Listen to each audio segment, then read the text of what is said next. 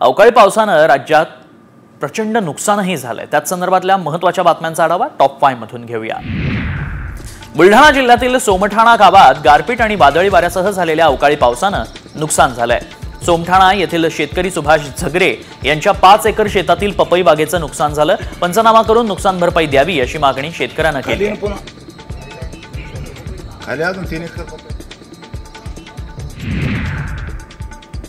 बार्शी तालुक्यात वादळी वाऱ्यासह अवकाळी पावसानं हजेरी लावली। अचानक आलेल्या पावसानं मका आणि द्राक्ष बागांना फटका बसलाय। पावसामुळे नुकसान झालेल्या शेतीचे पंचनामे करण्याची शेतकऱ्यांनी मागणी केली आहे।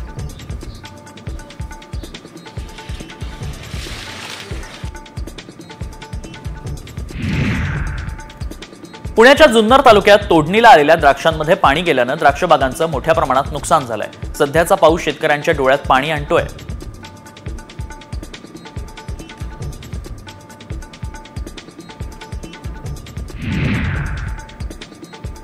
जळगावच्या पारोळा तालुक्यात वाऱ्यामुळे शेतकऱ्यांची उभ्या पिकांचं नुकसान झालंय। मका पिकाचं नुकसान झालंय। सोबतच कांदा, मका, पपई, ज्वारी, बाजरी, सूर्यफूल यांसह फळबागा या पिकांचंही नुकसान झालंय। एक मिनिट।